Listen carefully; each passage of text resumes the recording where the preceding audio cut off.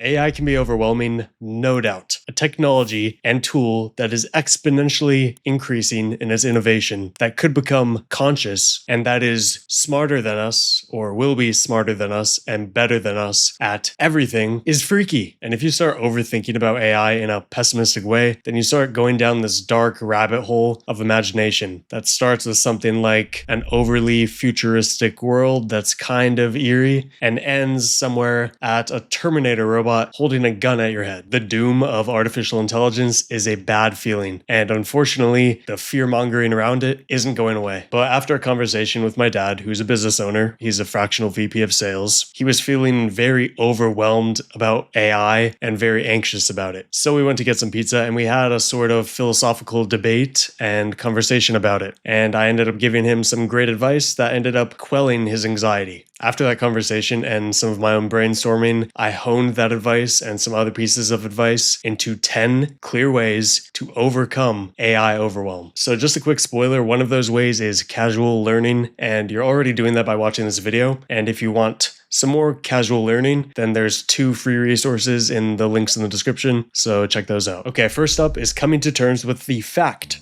that you can't stop the wave. For better or for worse, AI isn't something that we can pause or stop unless we blow up the databases that hold the AI with a bomb. AI is here, and it's only picking up speed. To work with that wave metaphor, you can't control the ocean that is AI and its innovation and technology, but you can learn to ride the wave. So that first way is basically just acceptance that this is a wave of AI that you can't stop. So you can either choose to ride it or kind of just get crushed by it, or maybe not crushed by it. That's maybe a bad way to say it, but swept up in it. So you're going to get swept up either way. So might as well ride the wave than just be swept up, if that makes sense. The second way is understanding the 2 ideas of replaceable versus outcompeted. I would argue that most people won't be replaced straight up by AI anytime soon, but they are already at risk of being outcompeted by someone who is leveraging AI better than them. It seems my magic arm doesn't want to play nice today, so I'm just going to hold the mic, but hey, you get better audio quality because it's closer to my mouth. Okay, back to it. So as I was saying, most people won't get replaced by AI anytime soon, but the people who are leveraging AI better than them, they will get outcompeted, or replaced, I guess, but outcompeted by them. So if you want to outcompete your competition, then yes, you should learn AI and learn how to leverage it better than your competition. So don't worry about replacement or thinking it's going to replace you. If it gets good enough, it's going to replace anyone at any job. So don't even bother thinking or worrying about that. Just think of the advantage that it can give you against your competition, which ties in nicely to the third one, which is a mindset shift from threat to opportunity. Now, it is completely understandable and probably natural to view AI as a threat, but that doesn't really help your circumstances and your worldview much at all. So instead, just view it as an opportunity that you should take advantage of. I'd honestly argue it's not even about staying relevant, so your focus should be on solely leveraging AI to make your life easier, to make your work smarter, and to make your business more valuable. So don't obsess over the tools, obsess over the clarity of the results they deliver. The next one is, I suppose, kind of a mindset shift as well. It's going from overwhelmed to strategic. You might be feeling overwhelmed because you think you have to understand everything overnight. Instead, just find 1 or 2 use cases of AI to directly help you with your business or work, or I guess just your life. Here's where most people get wrong. They get stuck in the hype cycles, the ever-changing, fast-paced innovation in the world of AI and the different softwares and models and platforms and tools that are constantly updating literally daily. Don't pay attention to every shiny tool or every single daily update. Just try to use AI to solve one specific problem in your business or work. If you're picking up that extra noise, by the way, sorry about that. There is a literal wedding going on outside my window. I'm not kidding. If you can just use AI to solve one specific problem in your business or work, you are already miles ahead of others. This could be target market research, client outreach scripts, or just your market positioning, which also goes nicely into the 5th one, which is just pick one task to master first. Try not learning AI broadly and just choose one repetitive task. So let's say you just pick emails and your goal is to master how you leverage AI when it comes to emails, email marketing, responding to clients,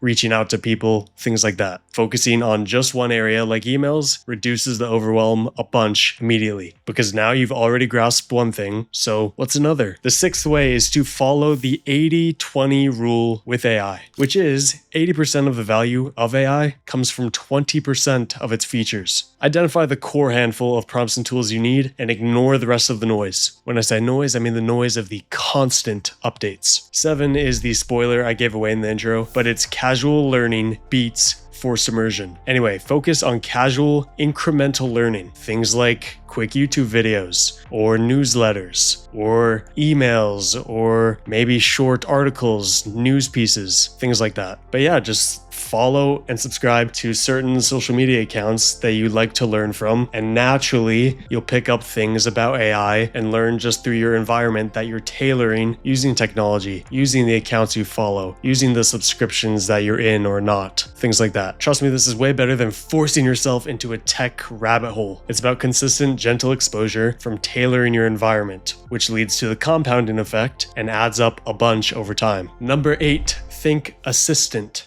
not replacement. AI is your assistant, not your successor. Use it to handle your grunt work, like drafting or research. Free your brain power for the things you want to do, the strategic moves, the relationship building, whatever. 9, stay human where it counts. Remember, people buy from people, especially in sales. I don't think many people are going to hop on a phone call with some AI bot and be just ecstatic to buy. So still, make sure you're focusing on your human skills, listening, empathy, relationship building, your articulation, and let AI handle the tedious back-end work. And lastly, number 10 is to understand that AI will be like Google in a few years. Let me explain. Just like you don't consciously think about using Google if you search something up, the same thing will happen with AI over time. It'll become second nature, a tool quietly humming in the background, saving you time, simplifying complexities, making things just better for you. So right now it is noisy and overwhelming, but over time that noise will fade and it'll just seem like another technological tool everyone uses, doesn't really think about because everyone uses. It's just part of our society now. It's a norm. And those are the 10 ways. So I hope this video helped you get out of that stressful state you might have been in and entered you into a much more calmer and clear state. So just remember, you don't have to be an AI wizard. You just need to be clear on how to use it to stay sharp, relevant, and competitive. So thanks for watching. I hope you feel less overwhelmed about this AI tidal wave that we're all riding, and that you can stay positive and optimistic to the best of your ability about all of this.